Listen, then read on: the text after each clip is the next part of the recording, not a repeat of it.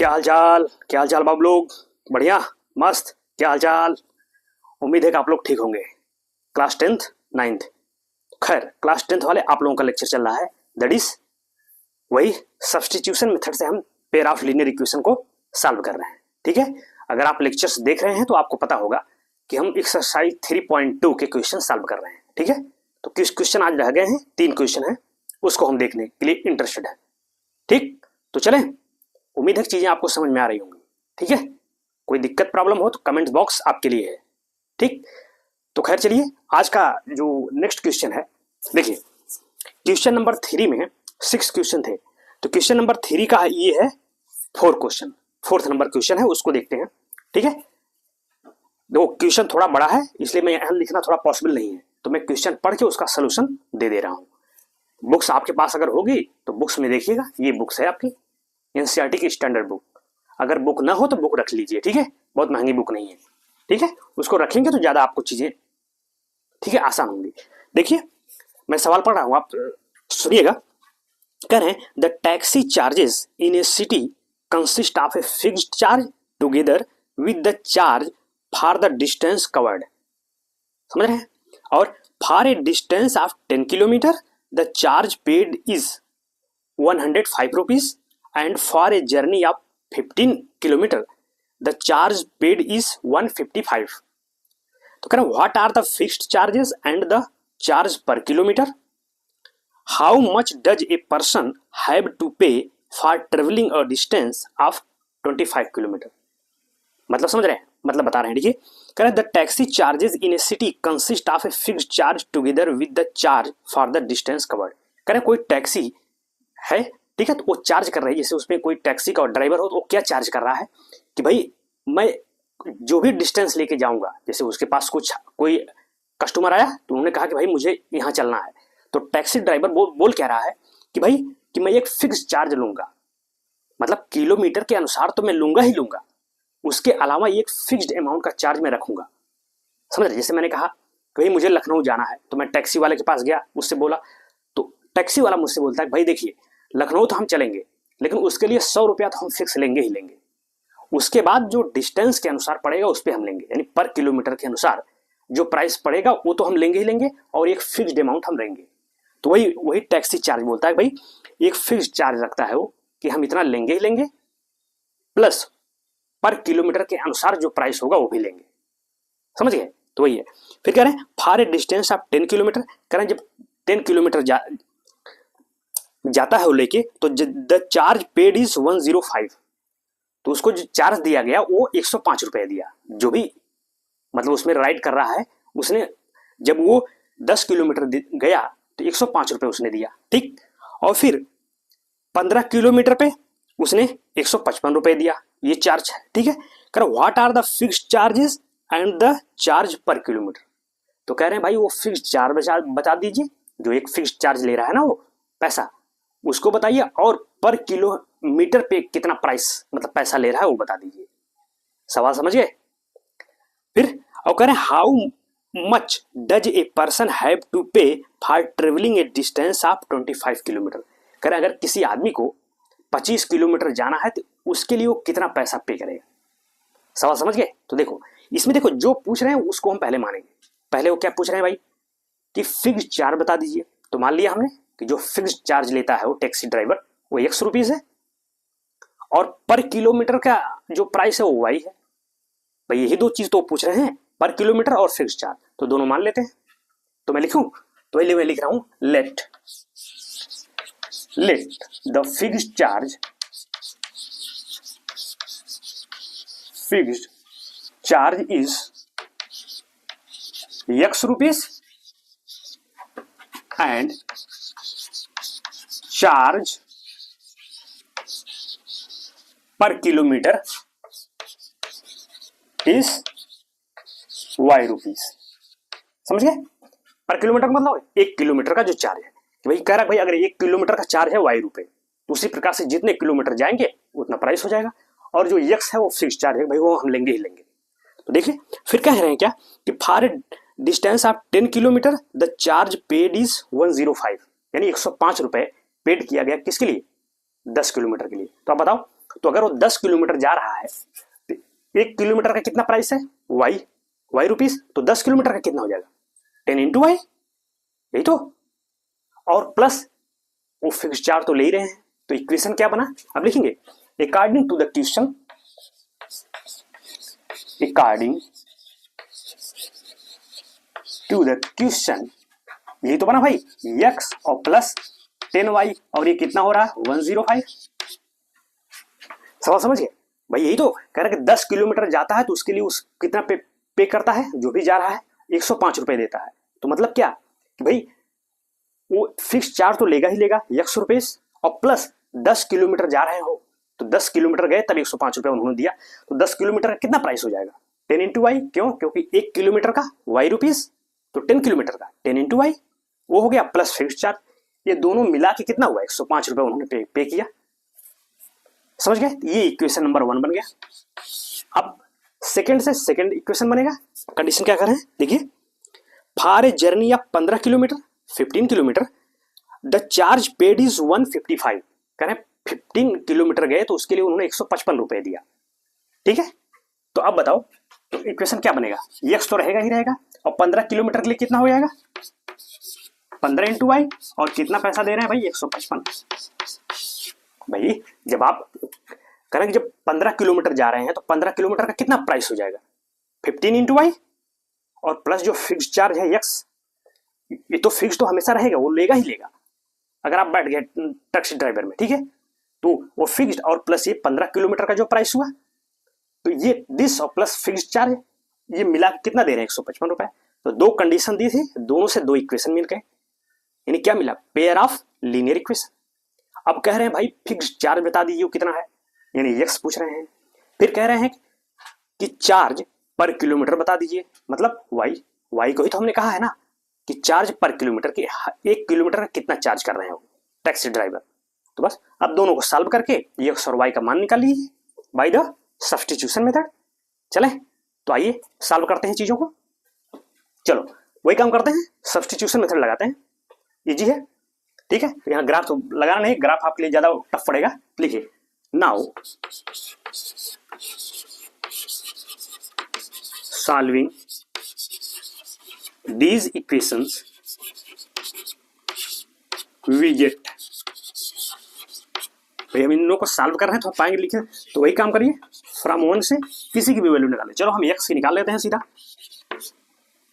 क्या है भाई x plus 10y equal to 105 है, तो x क्या हो गया आप बताओ, sorry x equal to 105 minus इधर 10y हो गया, इसको मैं कह दूं समीकरण नंबर 3, इक्वेशन 3 हो गया। x की वैल्यू उठा के आप कहां रखेंगे, इक्वेशन 2 में। आप लिखेंगे फ्रॉम इक्वेशन 2, ठीक है भाई। इक्वेशन 2 क्या है आपका, x plus 15y that is 155।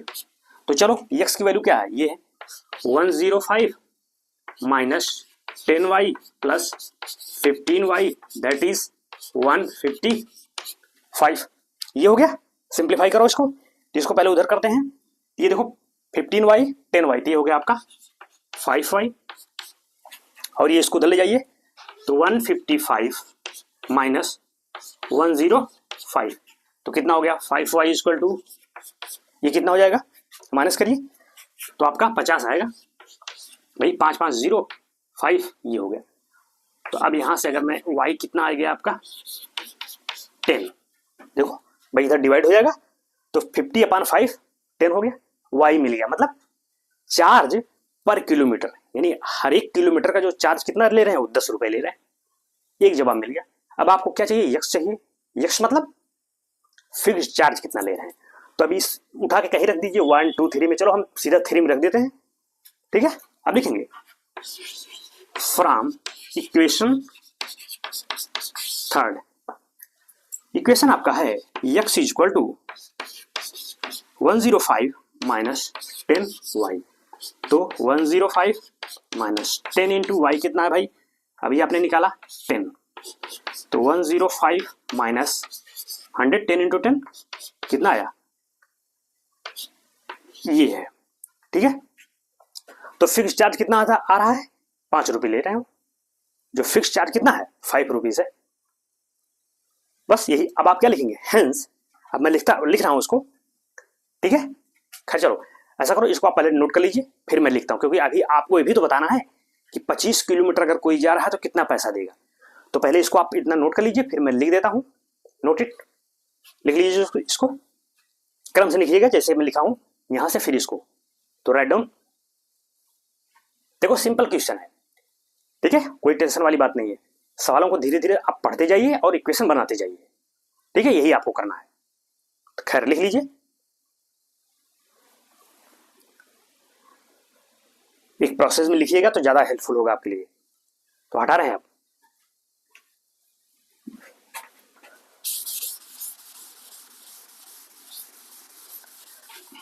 ठीक, तो वही चीज मैं लिख दे रहा हूं आंसर, ठीक है।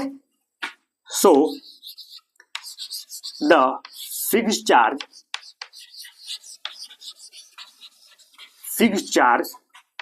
क्या है भाई, x equal to 5 rupees and charge per kilometre is, that is क्या, y, ये कितना है, 10 रुपीज, अभी निकाला आपने, ठीक है, वही जो हमने हटा दिया वही लिख दिया है।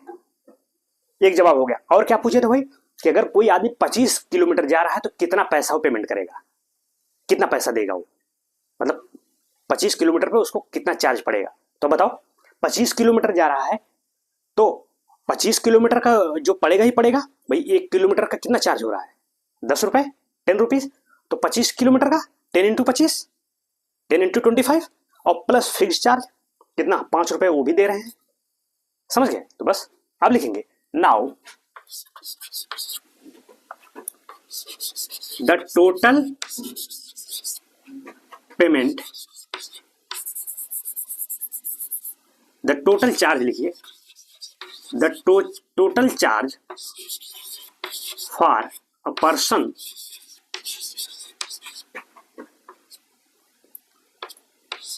who is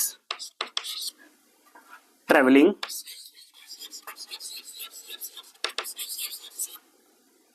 a distance 25 kilometre is,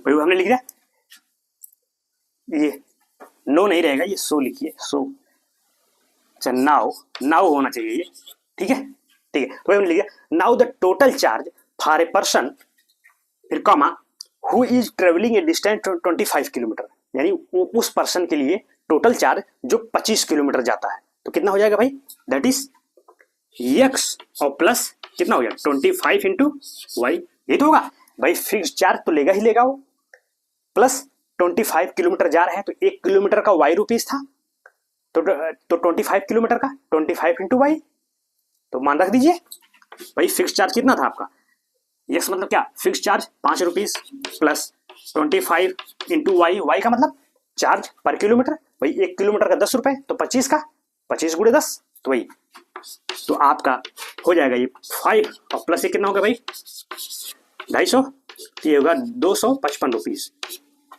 ये आपका आंसर होगा। यानी एक व्यक्ति जो 25 किलोमीटर जा रहा है वो कितना पैसे देगा, 255 रुपीज, 255 रुपए उसको पेमेंट करना पड़ेगा, ठीक है। तो ये उसी क्वेश्चन का सेकंड जवाब रहा, पहला तो ये था, दूसरा ये था, ठीक है। तो समझ में आया, देखो सिंपल है, सवाल थोड़ा देखने में बड़ा लग रहा था, लेकिन जब आप उसको तोड़ेंगे ना तो बहुत इजी चीजें दिखेंगी आपको, ठीक है। तो उम्मीद है कि आप समझ रहे होंगे, कोई प्रॉब्लम हो, दिक्कत हो तो आप हमें खबर करिएगा, ठीक है। इसको नोट करिए, अब नेक्स्ट क्वेश्चन के लिए हम इंटरेस्टेड हैं, ठीक, तो नोट इट, लिख लीजिए इसको।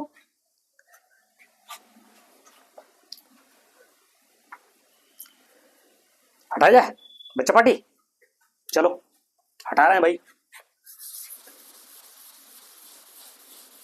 ठीक है। तो क्वेश्चन 5 है, इसी का थर्ड का 5 है, ठीक है। क्वेश्चन में लिख रहा हूं, आप देखिएगा, कह रहे हैं अ फ्रैक्शन बिकम्स 9/11, मैं लिख रहा हूं a fraction becomes 9/11 if 2 is added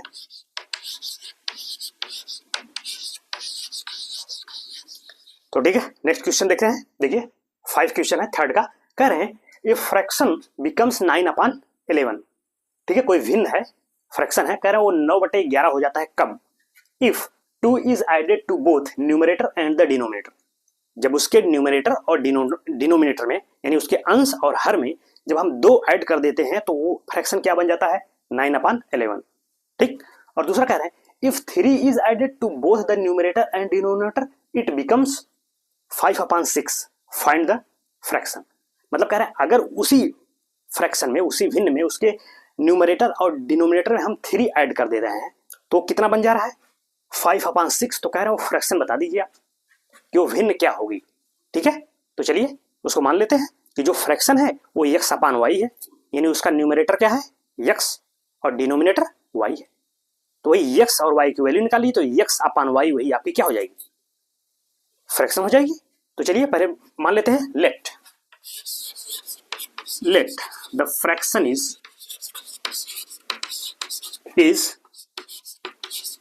x/y। ये मान लिया कि जो हमारी भिन्न है, जो फ्रैक्शन है वो x/y है, उसका अंश x है, हर ये न्यूमरेटर डिनोमिनेटर, ठीक है। तो अब देखिए फर्स्ट कंडीशन क्या कह रहे हैं, कंडीशन के अनुसार हम चलेंगे। अब लिखेंगे according to the question, now according to the question, भाई तो क्वेश्चन के अनुसार क्या कह रहे हैं? If 2 is added to both and मतलब न्यूमरेटर एंड डिनोमिनेटर में कितना ऐड कर रहे हैं? 2। तो चलिए भाई, तो भिन्न क्या हो जाएगी? यानी x+2 और y+2। भाई दोनों में न्यूमरेटर और डिनोमिनेटर में हमने कितना ऐड कर दिया? 2 यहाँ भी 2 यहाँ। तो अब ये भिन्न क्या बन जा रही है? यही तो होगा। कह रहे ये बन रही है कितना? 9/11, यानी this will be equal to what? 9/11। देखिए एक इक्वेशन आपका यहां से बन गया। तो थोड़ा इसको एडजस्ट कर लीजिए, ठीक है, थोड़ा सा इसको मल्टीप्लाई करके, तो चलो इसका इधर मल्टीप्लाई, इसका इधर हो जाएगा, 11x प्लस 22 हो जाएगा इक्वल टू, अब इसका इधर करो तो 9y और प्लस ये हो जाएगा, इसको इधर कर लीजिए 11x, ये हो गया आपका -9y इक्वल टू 18 और -22, तो कितना हो गया? 11x minus 9y equal to what? कितना हो जाएगा? -4। देखिए ये इक्वेशन नंबर 1 मिल गया। तो पहले कंडीशन से पहला इक्वेशन। दूसरे कंडीशन देखिए कह रहे हैं क्या? इफ 3 इज एडेड, यानी उसी फ्रैक्शन के जब न्यूमरेटर और डिनोमिनेटर में हम कितना ऐड कर दे रहे हैं? 3। तो कितना बन जा रही है? 5/6। इसका मतलब अब मैं यहां लिखूं, नाउ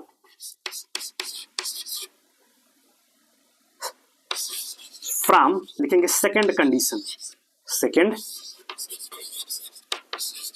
कंडीशन से, तो भाई कितना ऐड कर रहे हैं? 3, यानी x+3 और y+3। तो ये फ्रैक्शन कितना हो जा रहा है? 5/6। देख लो, दूसरा लीनियर इक्वेशन यहां से मिल जाएगा, एक यहां मिल गया, तो थोड़ा इसको भी इस रूप में कर लीजिए एडजस्ट करके। तो चलो मल्टीप्लाई करो इसका इधर, इसका इधर, तो 6x plus 18 equal to what? 5y plus 15। तो चलो इसको इधर लाइए, 6x minus 5y equal to 15 minus 18, तो 6x माइनस 5y कितना हो जाएगा? -3। तो इक्वेशन नंबर सेकंड हो गया। तो फर्स्ट ये हुआ, सेकंड ये। अभी इन दोनों को हम सॉल्व करने के लिए इंटरेस्टेड हैं, ठीक है। तो क्या करेंगे? तो पहले तो आप इतना नोट कर लो, फिर मैं आगे इनको सॉल्व कर दे रहा हूं।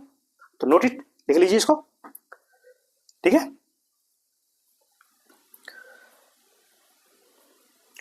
ठीक है, वीडियो आपके पास रहता ही है, उसको ब्रेक करके पॉज करके नोट कर लिया करिए, ठीक। मैं चलूं आगे? तो ठीक है,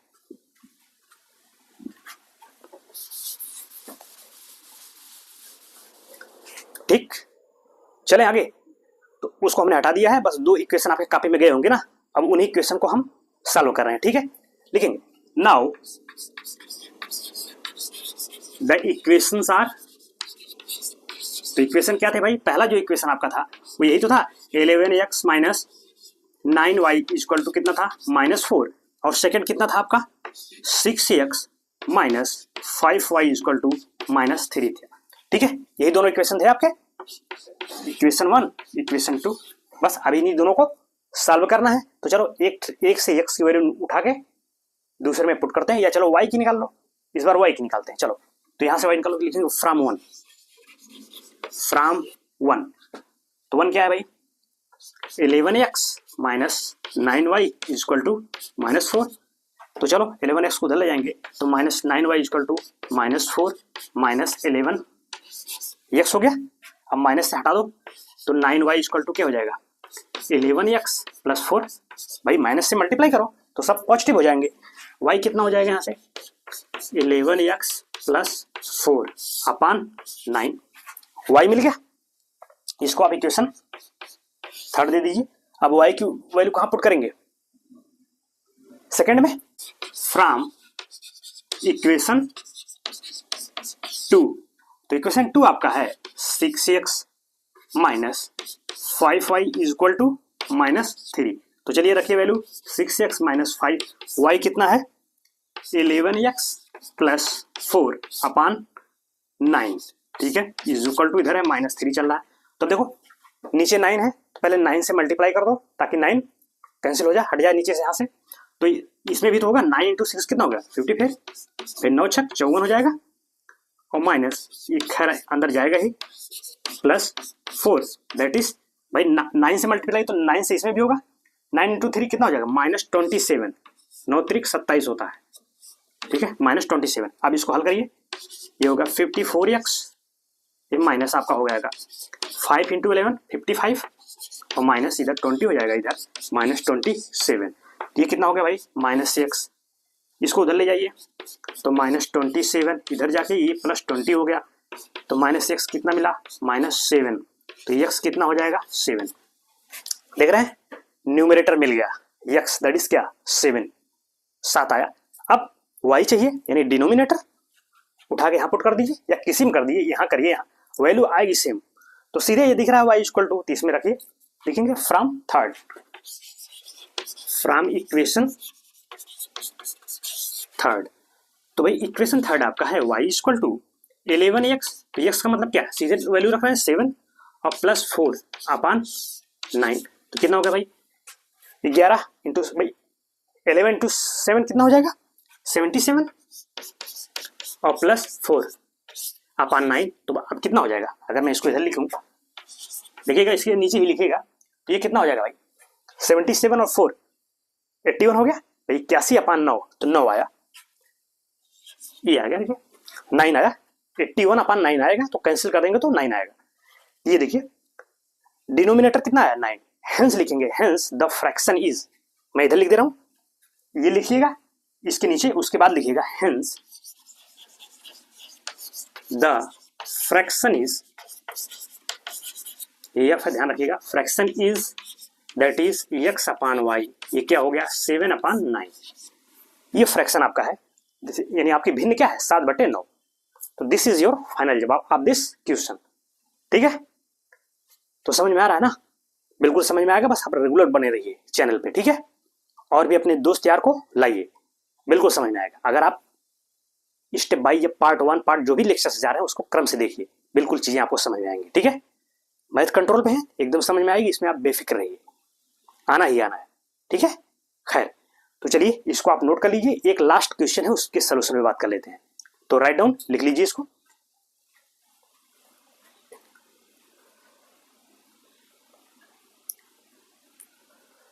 ठीक है, तो हटाए।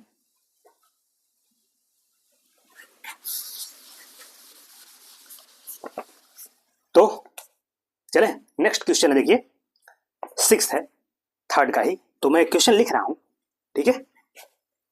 ये देखिए कह रहे हैं 5 years hence the age of Jacob will be 3 times that of his son। Jacob है और उनके सन के बीच में बात चल रही है। तो कह रहे हैं 5 years hence, comma the age of Jacob, age of Jacob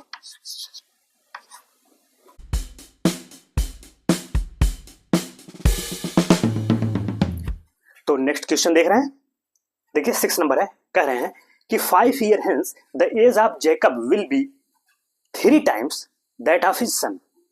तो कह रहे 5 ईयर हेंस, मतलब क्या 5 साल बाद की बात कर रहे हैं। हेंस मतलब क्या कि 5 साल बाद कह रहे जैकब की जो एज होगी वो 3 टाइम्स हो जाएगी किसके, उसके सन की। उसका लड़का है तो उसके मतलब कह रहे कि 5 साल बाद उसकी एज जो होगी वो उसके लड़के से कितनी हो जाएगी, 3 टाइम्स, यानी 3 गुना हो जाएगी, पहली कंडीशन। दूसरा कह रहे हैं 5 ईयर्स एगो, 5 साल पहले की बात कर रहे हैं, माइंड इट। 5 साल पहले जैकब्स एज वाज 7 टाइम्स, कह रहे हैं 5 साल पहले जैकब की जो एज थी वो कितना थी, 7 टाइम्स थी, यानी 7 गुना थी, किसके, उसके सन की ही। सन के ही तो बारे में, भाई जैकब और सन के बीच की ही बात हो रही है। तो कह रहे हैं what are their present age, तो कह रहे हैं दोनों की प्रेजेंट एज बता दीजिए क्या होगी। सवाल समझ गए होंगे आप। तो चलो, तो देखो, तो वही हम काम यहां करेंगे, जो हमको निकालना है वो हम रेशियो मान लेंगे कि भाई जैकब की एज यक्स है और उसके सन की कितनी है, वाई है। प्रेजेंट एज की बात कर रहे हैं तो पहले प्रेजेंट ही मानेंगे हम, जो पूछ रहा है उसी को एज्यूम करके आगे बढ़ेंगे। तो चलो आगे, तो देखिए, तो अब देखो, तो ये मैं एज्यूम करके फिर इक्वेशन बना रहा हूं। अब लिखेंगे लेट द प्रेजेंट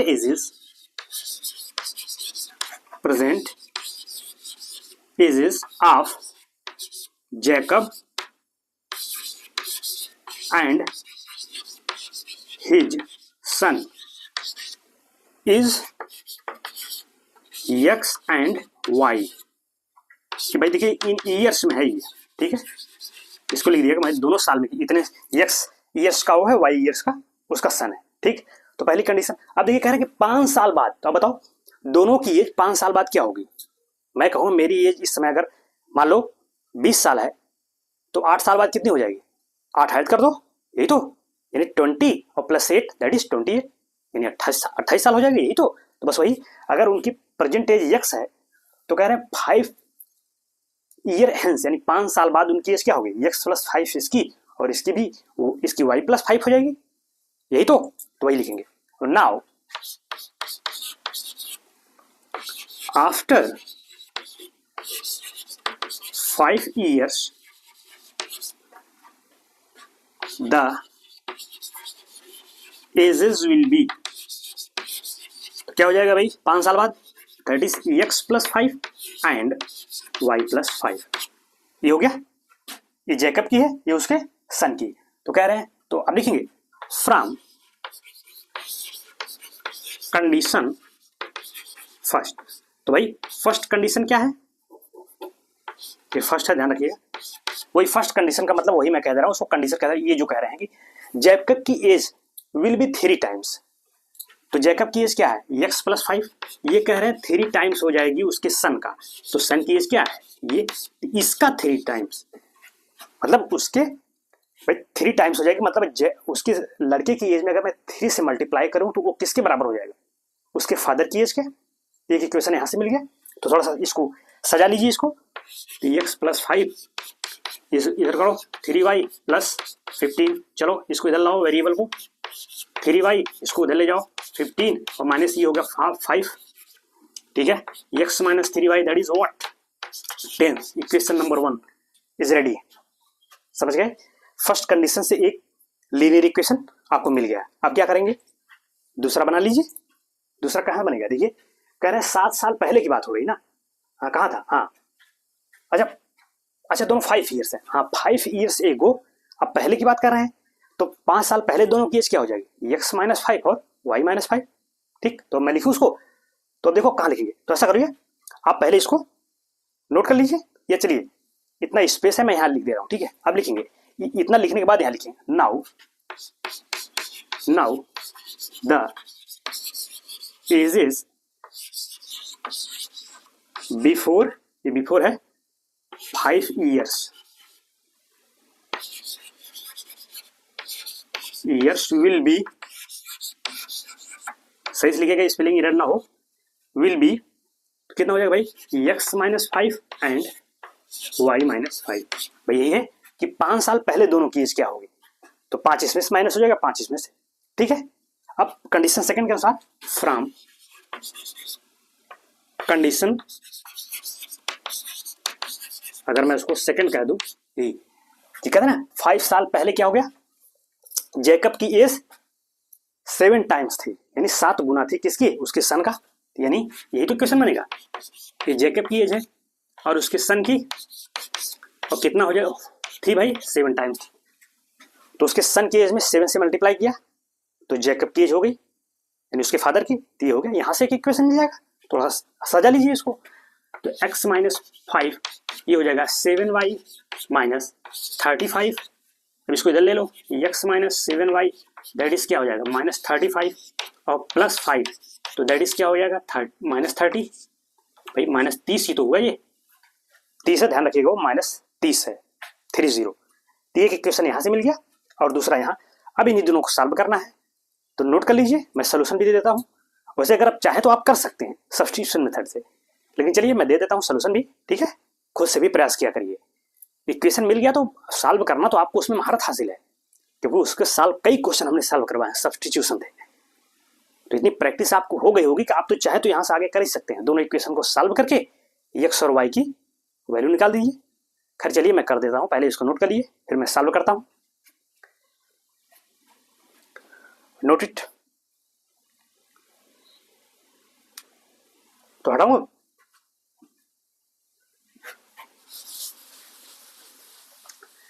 तो अब इस दोनों को सॉल्व करते हैं। इक्वेशन मैंने रहने दिया है 1 और 2, ठीक है, लिख लेंगे। नाउ इक्वेशंस आर, इक्वेशन आपका है x minus 3y equal to 10 है, ये फर्स्ट इक्वेशन था। और सेकंड आपका है x minus 7y equal to कितना था भाई माइनस 30 है ना, देखो ये। अब ये सेकंड है, बस दोनों को सॉल्व करिए। तो चलो यहाँ से x की वैल्यू निकाल के इसमें पुट करो, लिखेंगे फ्रॉम 1 तो x minus 3y equal to 10, तो x कितना हो गया 10 प्लस 3y, ये कितना हो गया, इक्वेशन थर्ड हो गया। उठा के 2 में रखिए, लिखेंगे फ्रॉम इक्वेशन 2, या लिखेंगे putting this value in equation 2, ये भी लिख सकते हैं। x minus 7y equal to minus 30 है, तो x का मान कितना है भाई 10 plus 3y minus 7y that is minus minus 30, तो कितना हो जाएगा 10, ये हो गया minus 4y that is minus 3, तो माइनस 4y इक्वल टू कितना हो जाएगा माइनस 3, इधर आके भी माइनस 10, तो कितना हो जाएगा ये माइनस 14। तो y कितना हो गया यहाँ से भाई 4, माइनस माइनस कैंसिल आउट, 4 जाके उधर बटे हो जाएगा, यानी 40/4 दैट इज 10, ठीक है। तीन दोनों इक्वेशन को हटा दे रहे हैं, अब इनका कोई हमें जरूरत नहीं है, ठीक है।